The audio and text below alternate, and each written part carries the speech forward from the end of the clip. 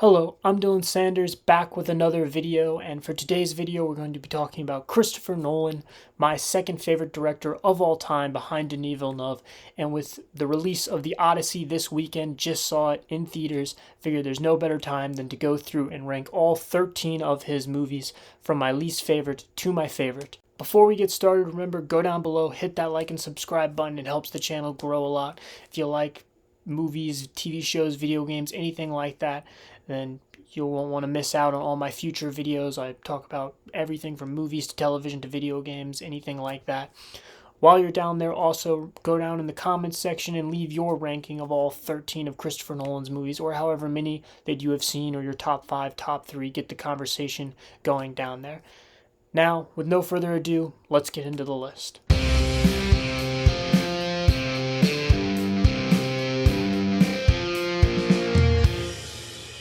Coming in number 13 for me is The Following, a 3-star movie for me on Letterboxd.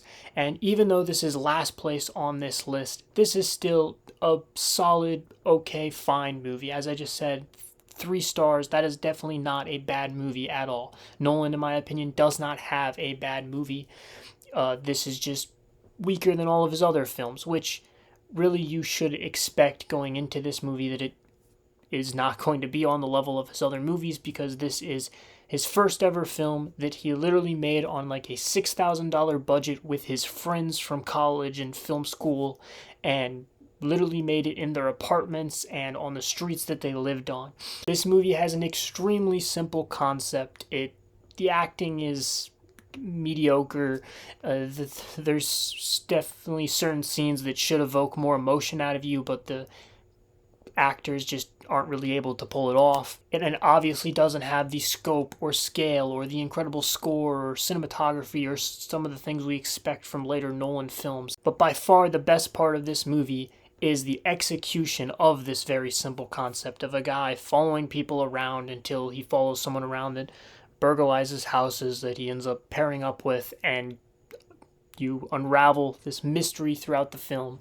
But Nolan is a director who has an extremely unique style flair. When you're watching a Nolan movie, you can tell.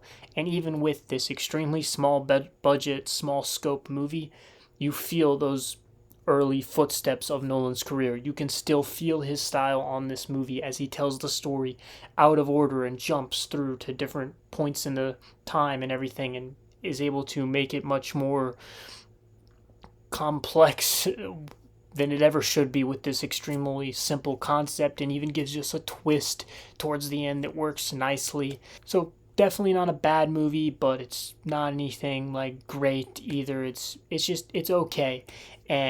But at the end of the day, we should just be thankful for it, for giving the world Christopher Nolan. Coming in at number 12 for me is Insomnia, a 3.5-star movie for me on Letterboxd. Kind of almost the reverse of Following, where this movie has great performances. Al Pacino and Robin Williams both doing amazing like they always do. Robin Williams as the villain, which he doesn't play a villain often, but when he does, he is really great at just playing this grimy, hateable character, which is weird because you see him as such a comedic, lighthearted, lovable person, but it just shows how amazing of an actor he is, as he can really disappear into these villainous roles.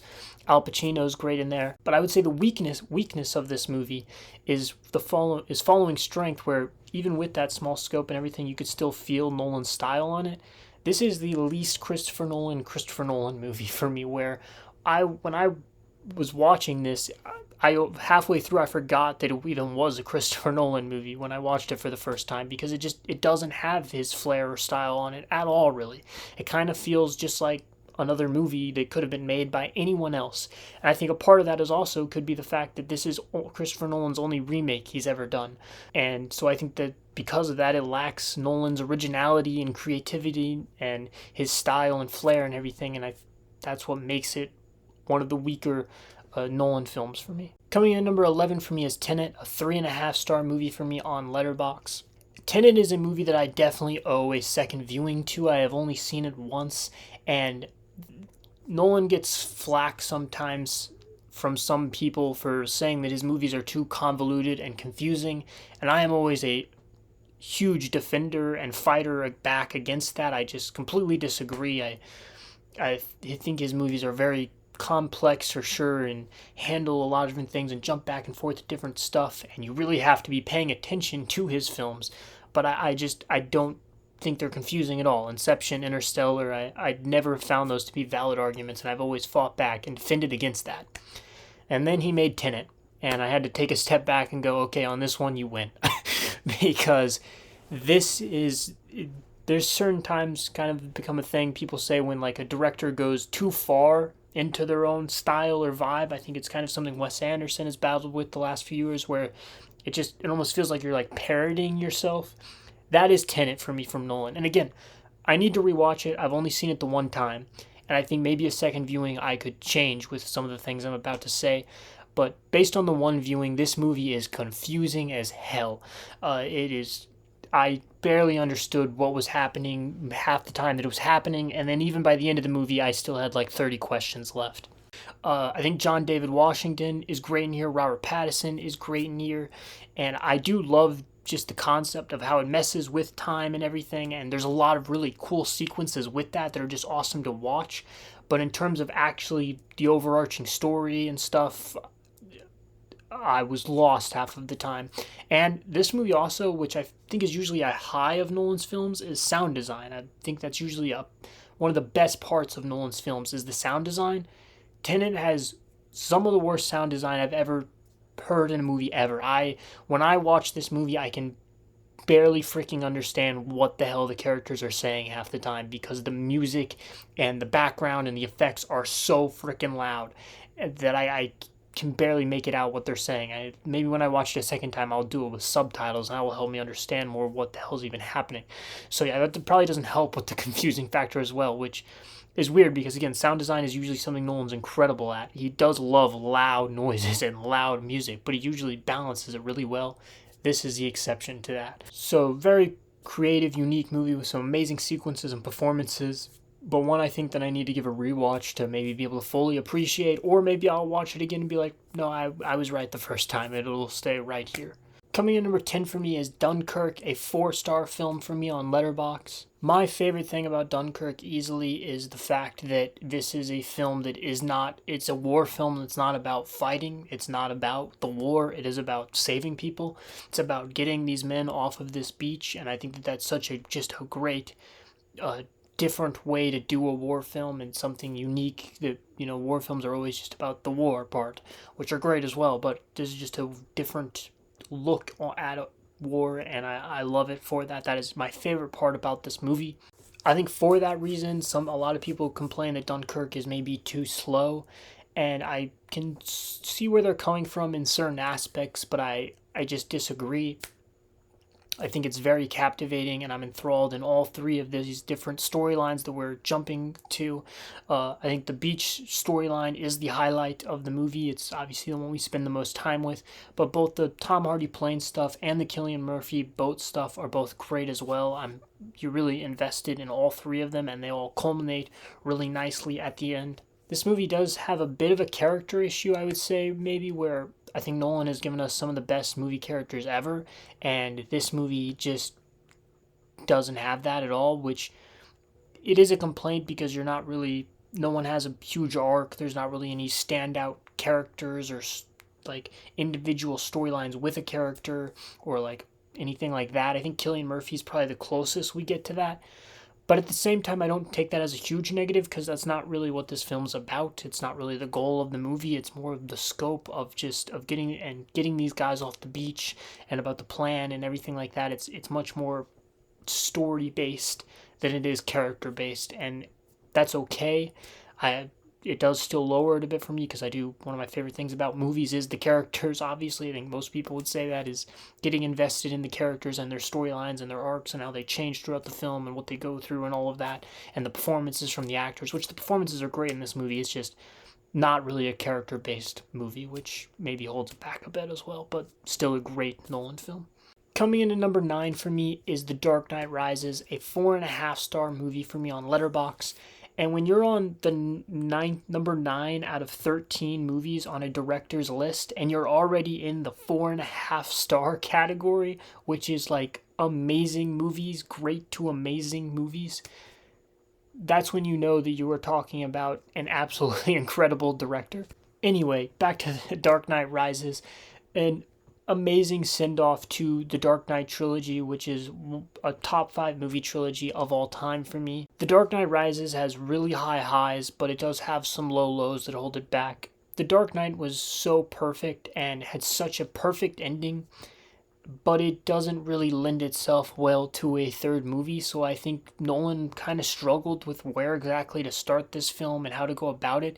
And with that, in the first half of this film, you get this weird thing where Bruce Wayne goes from like retiring to being Batman, and then retiring to being Batman, and then he's in a cave, and then he comes back and he's Batman again, and it just feels very repetitive and kind of messy. And I think this is, honestly, of all of Nolan's films, this is his messiest movie and his messiest screenplay. This is his movie for such a perfectionist. I think with ending this trilogy and everything that was going on, this is just his movie with the most plot holes and the most contrivances and everything like that. I think that the villain twist in the third act of this movie, which I won't spoil if you haven't seen this movie yet, even though it came out like 15 years ago, but the villain twist in the third act of this movie is my least favorite thing in maybe any Nolan movie. I think it is. I can't think of anything I would put below it. I hate it. I just think it's horrible and lessens the villain of this film, which is Tom Hardy's Bane, who I think is amazing. I love Tom Hardy's Bane. I know his voice has been mimicked and mocked to death. Oh, you think darkness is your ally? But I think he is amazing. I think he's the second best villain of this trilogy behind Heath Ledger's Joker. And I think he's great, and the twist just hurts his character really bad. But with all of those lows and those messy stuff in there, this movie has some extremely high highs and just ends this trilogy off perfectly, and all of the characters off perfectly. The entire final battle action sequence in the city, the fight is just epic and awesome. The final moments with Alfred's character and his speech to Bruce Wayne once he thinks he's dead, and the final moment with Batman and Commissioner Gordon is just amazing. And then obviously the way they pay off Batman with his sacrifice, and then the final moment with Alfred, all of that is perfect conclusions to all these characters we've loved throughout the trilogy. And again, the whole cast is amazing, like they are throughout the entire Dark Knight trilogy, and the new additions as well, like Tom Hardy's Bane and Hathaway's Catwoman. They're all great in here. So an epic, awesome conclusion with some big, badass moments, Bane breaking Batman's back, the football field explosion, the final battle, and some great, satisfying character work in there as well. It just is definitely a very messy Nolan film. Coming in number 8 for me is Batman Begins, a 4.5-star film for me on Letterboxd. Batman Begins and Dark Knight Rises are two of the closest, if not the two closest spots on this entire list for me. I go back and forth with them all the time. It is one of the best superhero origin movies ever. I'd put it right up there with like the first Iron Man and the first Tobey Maguire Spider-Man. Those are probably like top 3 superhero origin story movies for me. My biggest complaint about this movie has always been, and I still stand by this, and I think probably most people would probably disagree here, the Ra's al Ghul stuff just doesn't fully work for me. I think that the setup there with the League of Assassins, there's some great scenes in there, but it just doesn't mesh well with the rest of the film. And when I rewatch it, it just doesn't, I don't know, it kind of takes me out for the first like 30 minutes or however long that is. It's not 30 minutes. I think that was gross exaggeration, but whatever. And then the twist is just not, it's just not a twist. Like, what? You're saying this bald nobody that was in the movie for 5 seconds isn't the famous Batman villain Ra's al Ghul? No, it's the A-list actor Liam Neeson? No way. What? Who would have guessed that? It's just one of the most predictable twists in any movie ever. I guessed it when I was freaking like 9 and watched this trilogy for the first time. However, once we get into Gotham and we get into Bruce Wayne becoming Batman with Alfred and Lucius Fox and all of that stuff with Cillian Murphy's Scarecrow, who he's not the main villain of this movie, but I kind of wish he was, because I personally vastly prefer him to the Ra's al Ghul stuff. Not anything negative towards Liam Neeson, he does great, but just story-wise and stuff, again, that's the weaker part of the movie for me. I love all the Cillian Murphy Scarecrow stuff, which leads into all the crime lord stuff as well with Carmine Falcone, the I Am Batman scene with the lights. I'm Batman. And then The final act and everything with the Scarecrow gassing the city and all of that, amazing. All of the stuff from the League of Assassins stuff onward is amazing, and I love it. Coming in at number 7 for me is The Prestige, a 4.5-star film for me on Letterboxd. And this is an incredible movie. It's ridiculous that this is 7th on this list. On so many other directors' lists, this could be number 1. This is a very high 4.5-star for me. I love this movie. And if someone had this as number 1 on their Nolan ranking, which I'm sure many people do, it'd be totally valid. He just has that many incredible films. Hugh Jackman and Christian Bale in here are both amazing and just play off each other so well. Scarlett Johansson's great in there as well. Michael Caine is in here like he is in every Nolan film, and he's great. And just the magic back and forth is a lot of fun with some dark kind of intentions behind it, leading up to the third act with the twist and everything, which I think is the best twist in any Nolan film. I can't think of anything off the top of my head that I would put above it. It's really well done twist. It definitely shocked me the first time I watched it, and is just upon a rewatch. There's so many things leading up to it and everything that it just works really well. And just the entire way the movie is told is like a magic trick, like Michael Caine describes it at the beginning and end of the film, with, again, Nolan's style just oozing onto it with how he intercuts the different storylines and the different points in time and everything, and literally orchestrates the film like a magic trick for the viewer. It's just done so brilliantly. Coming in number 6 for me is Memento, a 5-star film for me on Letterboxd, and it is in my top 100 favorite movies of all time list on Letterboxd.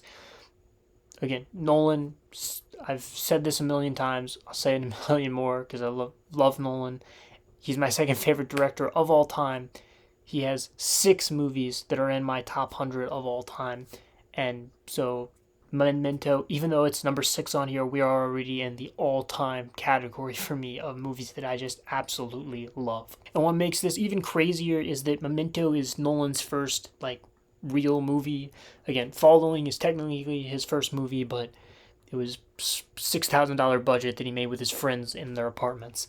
So this is Nolan's first, big Hollywood movie. And it is a perfect introduction to Christopher Nolan. If Following was the breadcrumbs of what Nolan's style and everything was, Memento lets us in fully and opens the floodgates to his style and vibe and everything, where literally our main character has short-term memory and can't make new memories, and so we are literally going through this story with him backwards. It is the most Nolan way to tell a story, and it's done amazingly, where you are just as lost as him as you slowly get answers throughout the story. And again, Nolan just takes full advantage of this, where certain things he does with certain scenes where things Guy Pearce doesn't, and so you're able to feel bad for him or be angry at a person when he can't be, or you're just as lost as Guy Pearce and you get shocked just like he does as you're discovering things just like him. Which, speaking of Guy Pearce as well, when people bring up all-time performances in Nolan movies, not enough people point to Guy Pearce in this movie. He is amazing. He is incredible. This movie wouldn't work without the way that he plays this character and the cluelessness of it, and him just trying to figure things out and everything. He just does it so well that it's the dramatic, hard-hitting moments hit, but he also is able to add some levity and humor to it as well, and just does so well in here. So just a great Nolan film that is one of those movies that I'll never forget watching Memento for the first time, because it's just such an experience and storytelling and everything. And again, it's just a perfect introduction to Christopher Nolan. Coming in at number 5 for me is Oppenheimer, a 5-star film for me on Letterboxd. Can someone make 2 magnum opuses back to back? Because I would argue Nolan did that, because everyone, including myself, was saying Oppenheimer was Nolan's magnum opus. And now he's made the Odyssey, and everyone's saying the same thing again with the Odyssey. So he kind of did, because, again, pre the Odyssey, Oppenheimer, in my opinion, just felt like everything Nolan's career was building towards, putting all of his skills and everything on full display here. He made a 3-hour movie about the creation of the atomic bomb that is all about just people sitting around talking in rooms for the most part. and made it one of the most captivating, tense, goosebump-inducing movies of all time. This film has some of my favorite scenes of all time. The scene of them testing the atomic bomb and seeing it before you hear it. The scene of Oppenheimer giving his speech to the people in the stands after the bomb has gone off, and him seeing and like hearing it and seeing the ashes of the people and everything and stepping in the body and all of that while they're clapping and cheering and stomping their feet. Just giving me goosebumps just talking about that scene. And the final scene of this film with Oppenheimer like looking into the pond and Einstein there and everything, and him saying, We thought we might start a chain reaction that would destroy the entire world. I remember it well. What happened? I believe we did. One of the best final scenes to any movie ever. We also get a top 5 movie score for me of all time in here by Ludwig Göransson. Hans Zimmer became so affiliated with Nolan and has given us so many incredible scores with Nolan. The Dark Knight score is phenomenal. We'll talk about some more as we get higher up on the list. Hans Zimmer scores, they're all-timers for me with Nolan. That when they announced Oppenheimer wasn't going to have Hans Zimmer, I was a bit scared. But if they were going to get anybody to do it, Ludwig Göransson was the guy to get. And so I was very curious, and again, it's a top 5 movie score for me of all time. Probably second behind Interstellar for me in terms of Nolan film scores. And just, I listen to it all the time. With the scenes in the movie, it gives you goosebumps. Just fucking listening to it on Spotify, it gives you goosebumps. Absolutely incredible score.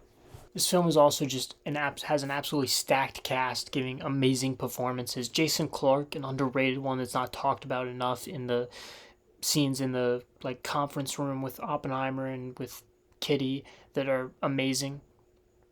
And him just pressing Oppenheimer for information. He does amazing in here, kind of an overlooked one in my opinion in here. But Emily Blunt is incredible. Matt Damon's great, and they're adding some more comedic levity to it. RDJ won his Best Supporting Actor Oscar for this, rightfully so. He's amazing in here. And obviously the best performance in the film, Cillian Murphy as Oppenheimer. Maybe the best performance in any Nolan film. McConaughey in Interstellar would be up there. Oh, wait a second. I forgot about Heath Ledger's Joker. Never mind. But second, I do think Cillian Murphy would be second. I am trying to go through now because I forgot about Heath Ledger, so am I forgetting anyone else? Matt Damon in The Odyssey would be up there. McConaughey in Interstellar. But I think I would put Cillian Murphy second behind Heath Ledger's Joker. He's incredible in this movie, giving all of the emotion of the conflicting feelings of the triumph that the people are feeling, with the guilt and everything he's feeling, with his different conversations with people about what he did and everything, with Einstein or Truman. Just, he's incredible in this film. So again, a film that's literally just outside my top 50 of all time. If we were talking about not all other directors, but a lot of other directors, this would have a very good chance of being number 1 on their list. It's an incredible film, my favorite biopic of all time, and just a 3-hour movie that is just an experience every time you watch it. Coming in number 4 for me is The Odyssey, a 5-star film for me on Letterboxd, a movie that I literally just saw in theaters that just came out this weekend, the reason that I am making this video, Nolan's newest film. And let me just kind of walk you through right out of theaters to now how I decided where to put this film on this list. Pretty much, I came out of theaters, I was floating out of the theater pretty much, because this film lived up. This was right up there with Spider-Man and Dune 3 for me as most anticipated movies of this year, and one of just my most anticipated movies in a long time. I love Nolan. This is such a grand story. The actors, the cast, huge cast, everything. I was so excited for this film, and it lived up to everything I could have possibly wanted it to be. And so walking out of this movie, fun fact about the top 3 movies on this list, they're all in my top 20 favorite movies of all time. So it wasn't going above those 3. It didn't get to that. It didn't break those 3 for me. Where I struggled here was deciding whether or not to put it above or below Oppenheimer. It was the 4 or 5 spot. It was firmly above Memento and firmly below my top 3. So it was this and Oppenheimer. And I've been out of the theater like 4 or 5 hours now and just was thinking about it, sitting on it or whatever, added it to my letterbox list and looked at my top 100, and that kind of really was able to help me decide and put it into perspective. And just the more I thought about the movie and the moments and the characters and the performances and everything, I decided, obviously, as you can tell, to put it above Oppenheimer. And I feel good about it, to be honest. I put it on my top 100, and it's about 10 spots or so above Oppenheimer. Oppenheimer's are right around 60, and the Odyssey's right around 50 on there. And so I feel good. The more I thought about it, I was like, I think I do firmly and can confidently say that this is my 4th favorite Christopher Nolan film. I do think that the highs of Oppenheimer are probably higher for me than anything in Odyssey. I don't know if there's anything in the Odyssey. It's close, because there's scenes in the Odyssey that definitely gave me goosebumps and made me feel things and feel ecstatic and heavy and all of those emotions and everything. But I don't know if there's anything that makes me feel the way like the final scene in Oppenheimer feels, or like the speech scene in Oppenheimer makes me feel. I think the highs of Oppenheimer are higher, and I do think that Oppenheimer is the tighter script. I think it's the better script of the 2 films. I think the scores, both by Ludwig Göransson, both absolutely incredible. I would still take the Oppenheimer one slightly over it. So I was kind of weighing all the things, and I was like, okay, Oppenheimer gets this, Oppenheimer gets this.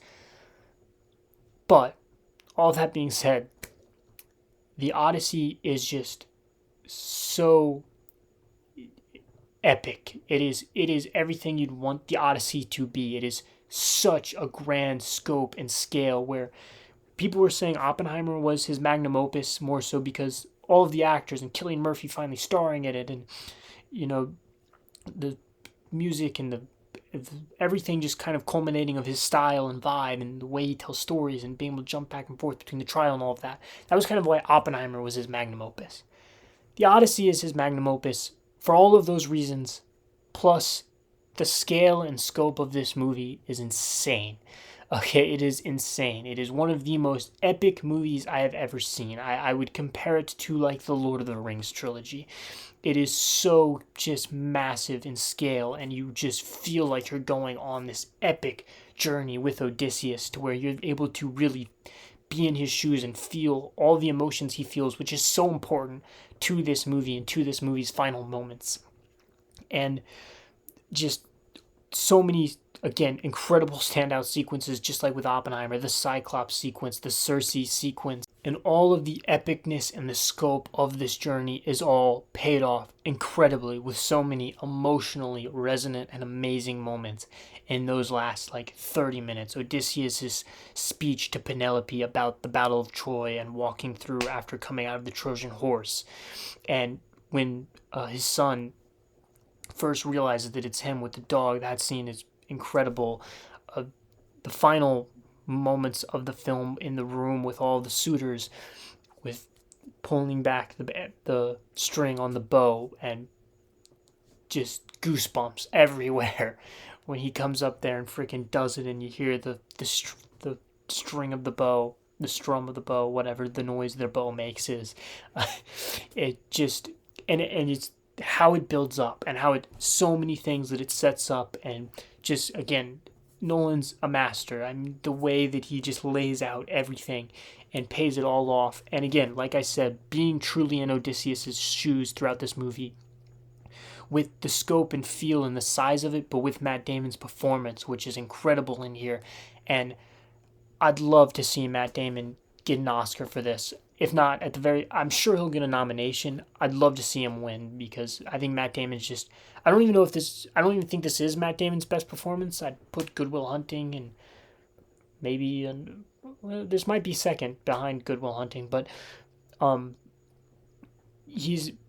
he's one of my favorite actors ever, and he's delivered so many amazing performances and this feels like the culmination of his career, getting to star in this epic Nolan movie and everything.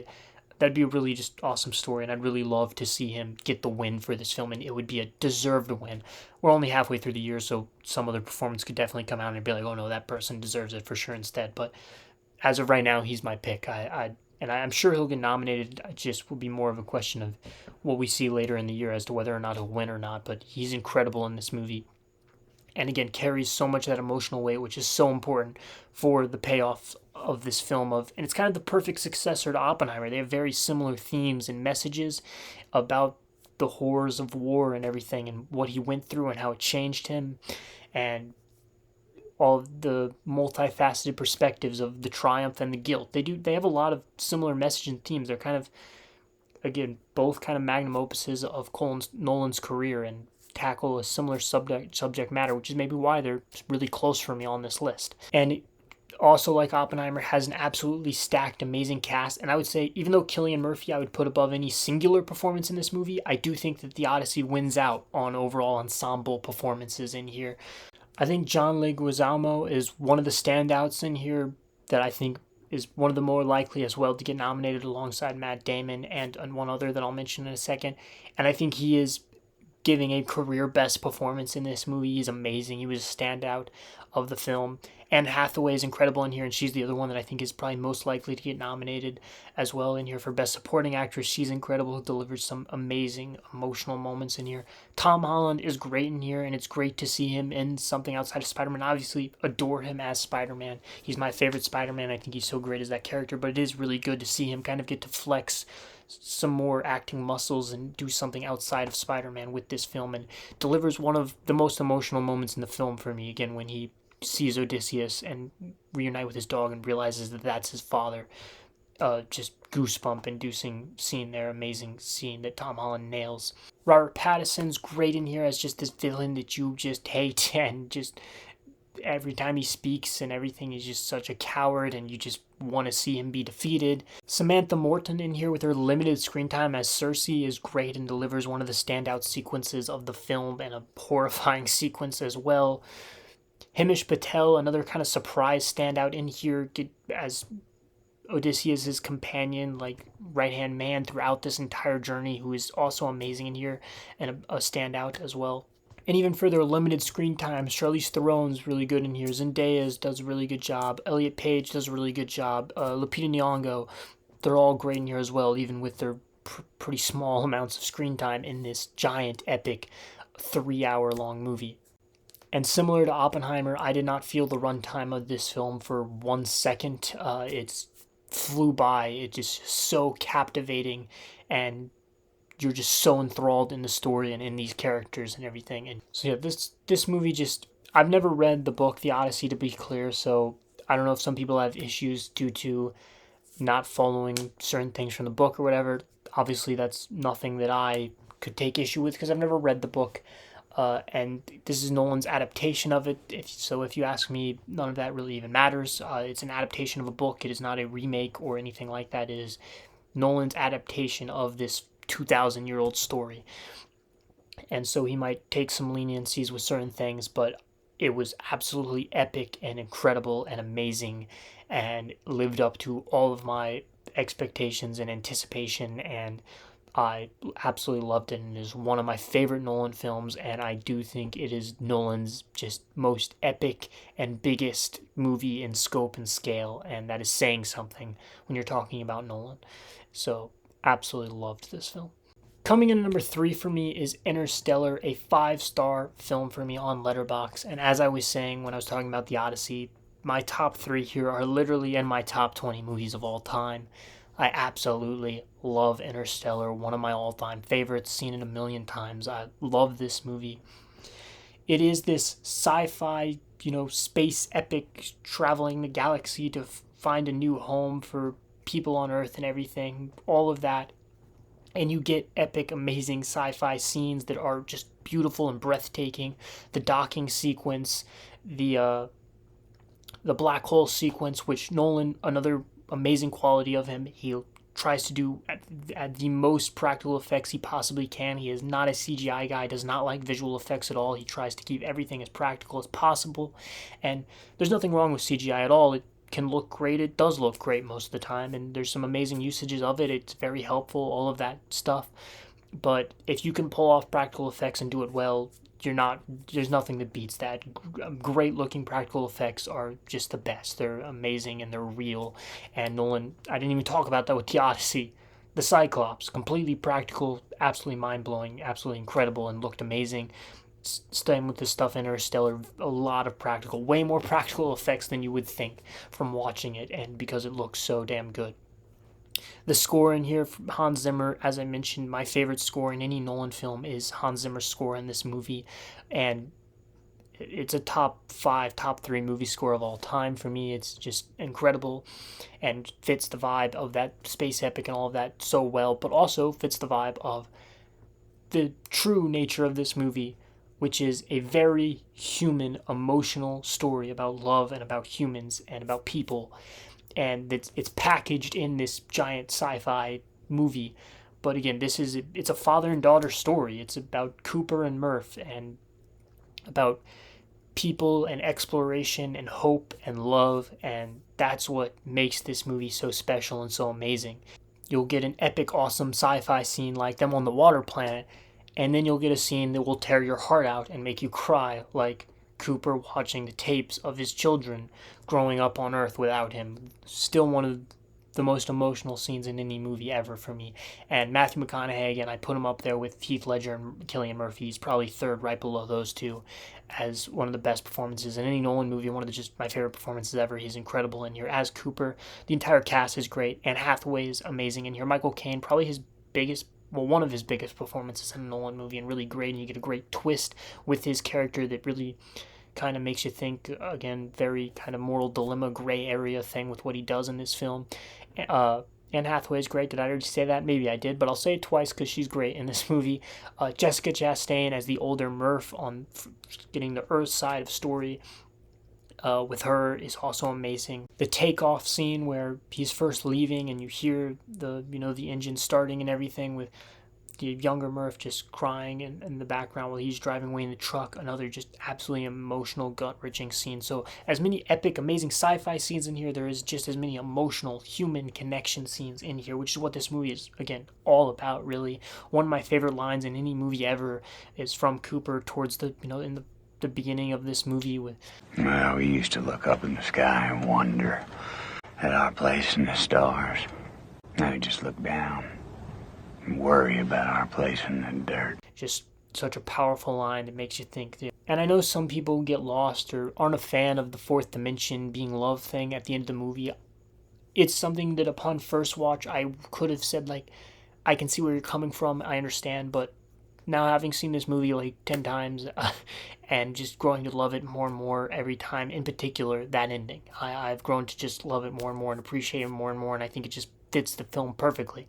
That is a movie about love and about how that is more important than all of this science and everything. I know some people didn't like that because Interstellar is such a amazing science movie. I don't know shit about science, but I've heard from people online and everything that Interstellar is one of the best science type movies. It follows everything so perfectly up until that point.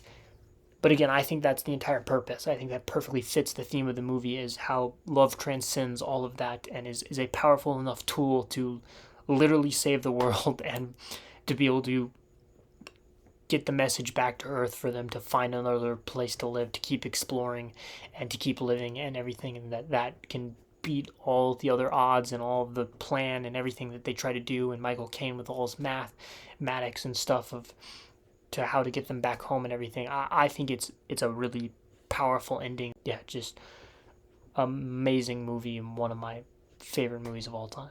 Coming in number 2 for me is The Dark Knight, a 5-star film for me on Letterboxd, my favorite superhero movie of all time. What's not to say about The Dark Knight that hasn't been said a million times?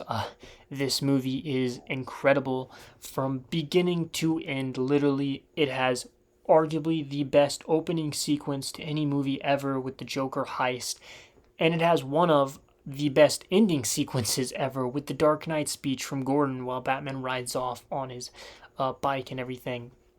And the movie doesn't let up for a second between those two scenes. In fact, neither of those scenes are even my favorite scene in the movie.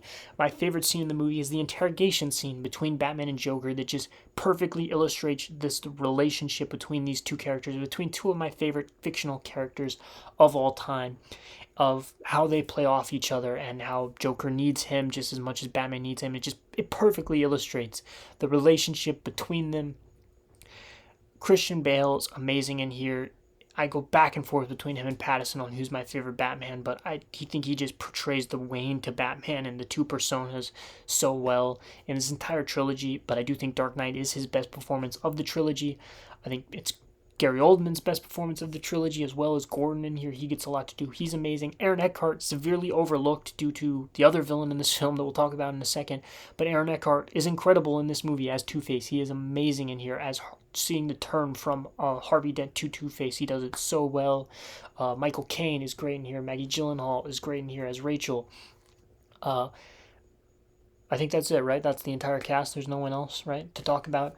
No, obviously, Heath Ledger as the Joker. Some people make the argument that he carries this movie, that if you took him out, it wouldn't be anywhere near as good. And maybe they're right. I don't care. He's maybe my favorite performance of all time. J.K. Simmons in Whiplash, Javier Bardem in No Country, and him are probably top three, and I think Heath Ledger's Joker would be number one for me. He is just...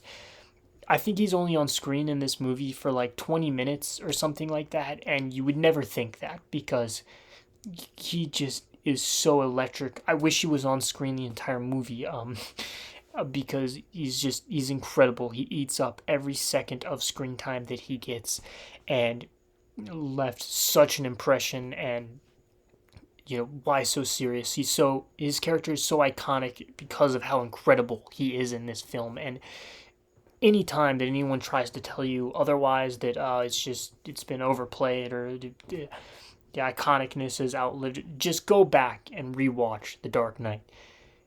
He disappears into that role. He is just incredible. Again, I mean, what's to say that hasn't been said about Heath Ledger's Joker? It's one of the greatest performances of all time and forever will be. But to argue against the claim that he carries this movie, he is the best part of this movie, but he doesn't carry it. Everything around him is incredible as well and amazing as well. It's Heat. It's Michael Mann's Heat meets Batman. That is just with Christopher Nolan behind the camera.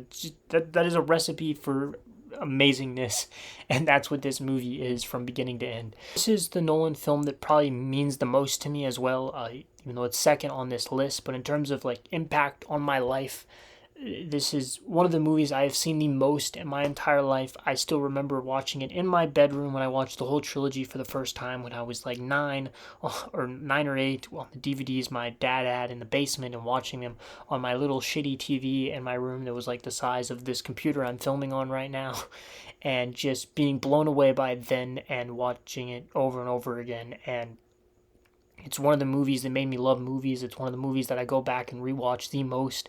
Like any night, any day, I could go back and just rewatch and throw on The Dark Knight. And it flies by every time, and it's just incredible every time. And I mean, it's just outside my top 10 movies of all time. I absolutely love this movie, and I think it will be hard for any superhero movie to ever top this one as my favorite superhero movie of all time. But coming in number one for me is Inception, a 5-star film for me on Letterboxd in my top 10 movies of all time. My favorite film from Christopher Nolan. I absolutely love this movie. Inception is one of my favorite concepts for a movie ever. Just on the concept alone of it. It's just such a brilliant idea. Having these people that their job is to go inside of someone's dreams and extract ideas from them. And taking that a step further, and for the plot of this movie saying, okay, now you don't have to extract things from their mind. We need you to implant an idea inside of a person's mind through their dreams. It's just such a creative, amazing concept for a film. And you get Nolan behind the camera to execute it, and he executes it to perfection and elevates it and to beyond what I could ever even expect it to be. Forming these group of characters to make this plan and execute it, and giving them all like depths and moments throughout the film that you really care about them. Elliot Page, Tom Hardy, Joseph Gordon-Levitt, they're all great in here. And obviously the standout being DiCaprio, who's amazing in this film, with adding the layers with his wife and everything, and the twist with that towards the end of the film that just makes for amazing characters that you care about as you go through this just amazing mind-bending journey with them of this 3-layer dream plan, where just so many incredible concepts put into play here, with having to drop at a certain points throughout the dream and having to hit the drop in all 3 levels. And so Joseph Gordon-Levitt has to put them in an elevator because he loses gravity, because they don't have gravity in the first level in the van, and having to go and implant this idea into Cillian Murphy's head. So having Tom Hardy act like someone he knows, and having DiCaprio actually tell him that he's in a dream and that he's there to look after him and everything, and defend him against the people that are trying to actually do something bad against him inside of his head. Like starting it by saying that he's disappointed in him and he doesn't want him to take his business, he doesn't think it's right for him, and he doesn't want him to be in the will, to then layering it more and more, leading to that final moment where he gets that confirmation from his dad of, I think that you can do better than me and everything. It's just such an emotionally layered, complex film. And Cillian Murphy is also absolutely incredible in here. He's not like, he is a main character, really. He's the one they're going inside his mind of, but he gives an amazing performance that really is very important to the emotional impact and drive and through of the movie. And with DiCaprio being the driving force to get to see his family again and everything, and again learning more about what went on with his wife throughout the film, adding layers there as well, all ending in a very symbolic, ambiguous ending that is one of my favorite endings to any movie ever. Not in the way that like Oppenheimer or Dark Knight with like the actual sequence, but just the ending of this ambiguous ending. I love an ambiguous ending if it's done well. If it leaves you unsatisfied or anything like that, it sucks.